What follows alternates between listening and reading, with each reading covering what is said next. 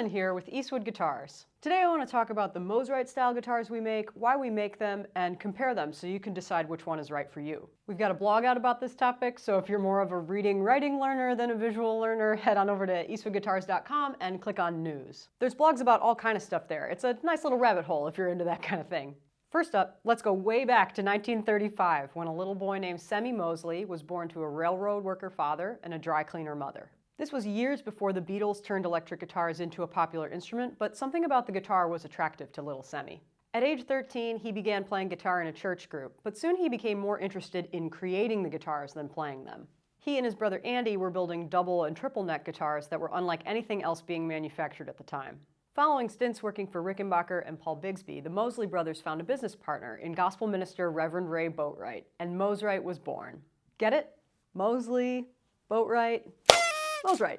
Andy Mosley was able to get some instruments in the hands of country musicians, most famously the double-neck playing king of the strings, Joe Mathis. Their big break, however, came when Nokie Edwards of the Ventures fell in love with a Mosrite and convinced his whole band to start playing the guitars in 1962. Since then, Mosrites have been favored by a wide variety of guitarists, from Barbara Mandrell to Johnny Ramone to Kurt Cobain. But in the minds of guitar collectors like Eastwood's president Mike Robinson, they are inexorably linked to the jangly minor chord progressions and whammy bar wizardry of surf rock. So hey, speaking of Mike, let's talk about something that happened to him. In 2001, he won an eBay auction for a new old stock, never been sold vintage Mosrite Ventures guitar. It was an incredible find. It looked like it had just left the factory and Mike wandered back in time to pick it up. This was actually kind of an issue because he wanted to keep it in its pristine state, but he also wanted to play it. This started Mike down a path of trying to find a Mosrite reproduction that could be an everyday player. He tried less expensive copies of Mosrites from overseas manufacturers like Univox and Teisco, but nothing ever looked exactly right. Additionally, there were issues with the playability of vintage Mosrites. They had teeny tiny frets with thin necks and narrow nuts, which is just not everyone's taste. Mike realized that if he wanted this done right, he was going to have to do it himself. He decided to manufacture a guitar that retained the unmistakable style of vintage Mosrites while still being a gig-worthy, reliable, modern instrument. And wouldn't you know it, the Sidejack series was born. Sidejack, get it? The jacks are on the side. In many ways, these instruments were improvements on the vintage Mosrites they paid tribute to, with modern neck profiles and roller bridges.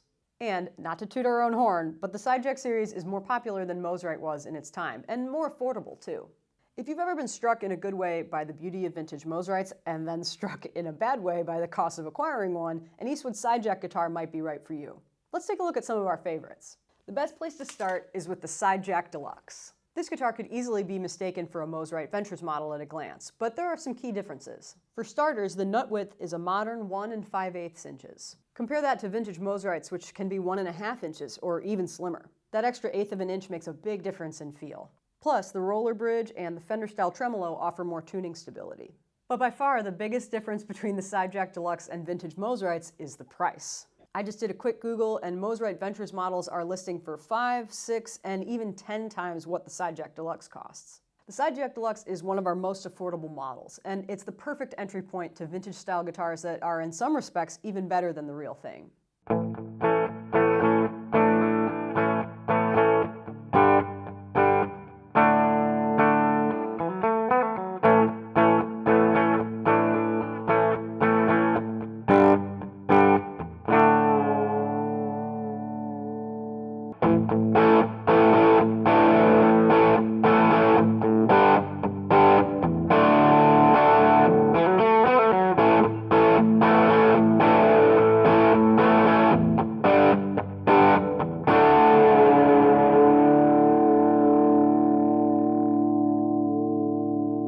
Alright, now check this one out. After the Sidejack series had been out for 20 years, we decided to make a limited edition version. This guitar is visually even closer to a vintage Mosrite than our regular Sidejack DLX.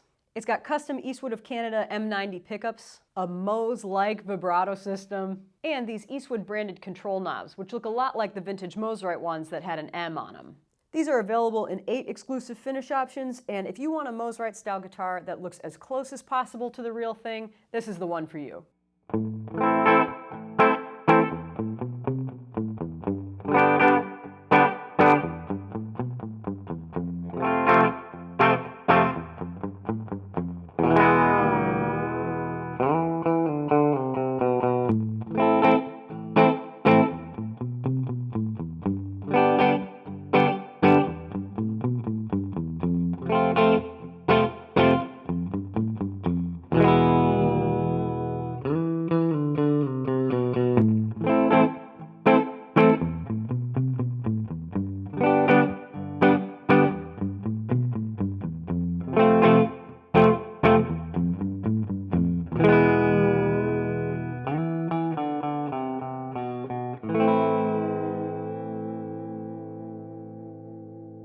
Man, that vibrato feels awesome. Speaking of vibrato, not many Mosrites were made without vibrato arms, but not everybody likes playing with one. That's why we made the Sidejack Standard. This one takes the design of the Sidejack Deluxe and replaces the roller bridge and the Fender-style tremolo with a stop tailpiece. The result is a guitar that plays every bit as good with even more tuning stability. Now, if there's anything we like here at Eastwood, it's having lots of options.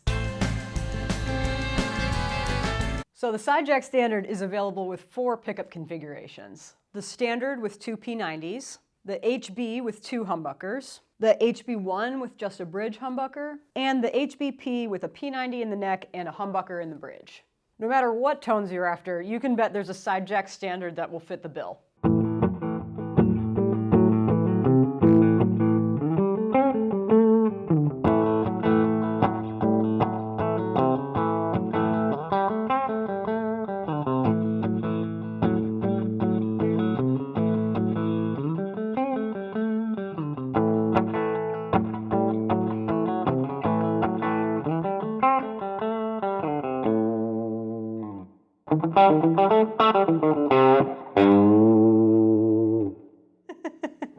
Just love the punch of those P90s. Another model we made to celebrate 20 years of Sidejacks is the Sidejack Baritone 20th Limited. Oh, and I got the lefty version of it right here. It includes many of the specs that made the Sidejack Baritone a success. A set maple neck with a comfy C shape, a basswood body with a handsome German carve, and a tune-o-matic tailpiece that could easily be swapped out for a Les Trem if preferred. But the most striking thing about this guitar is the 7 exclusive finishes it comes in, including some finishes that don't turn up on a lot of Eastwoods, like this metallic emerald and Modena yellow. Perfect for the baritone player who wants to stand out from the crowd.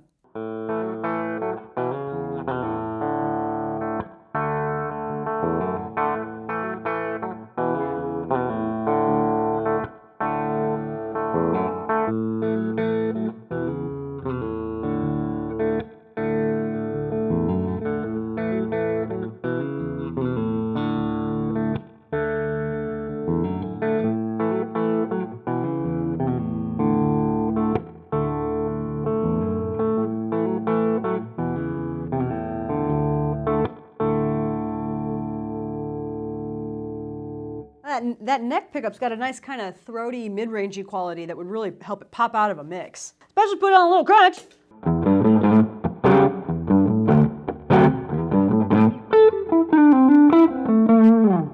One of the rarest Mosrites is a 1966 sparkle blue Mosrite 6-string bass. It was never included in the catalog and it has the serial number 001.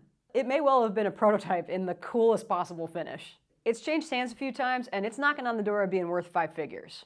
Here at Eastwood, we wanted to make a Mosrite-style bass 6 that mere mortals could afford, so this is the Sidejack Bass 6. It's got 2 vintage-style P90s, a roller bridge, and a vibrato bar. And it is tuned a full octave below standard guitar tuning. Check out what that sounds like.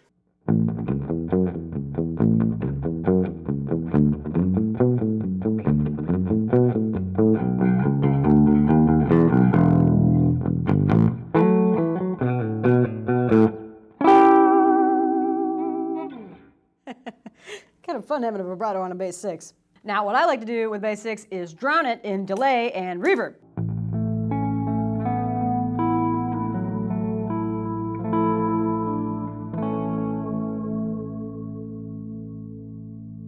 Now, Mosrite made more 12 strings than bass 6s, but the 12 strings are still pretty expensive on the vintage market. We decided to create a more affordable version with this guitar, the Sidejack 12 Deluxe. It's got familiar Sidejack features like simple electronics and vintage-style P90s, but it has a much wider nut than any Mosrite ever did at 1 7/8 of an inch. And the best part of it is it costs well under $1,000, unlike a vintage Mosrite 12-string.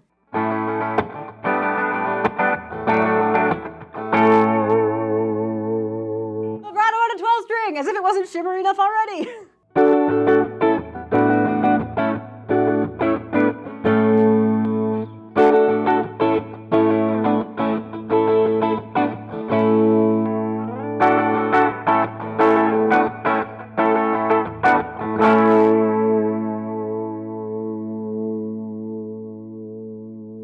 Just sounds great no matter where you got the pickups. Today, the Sidejack series has grown to include over 20 models with many left-handed versions as well.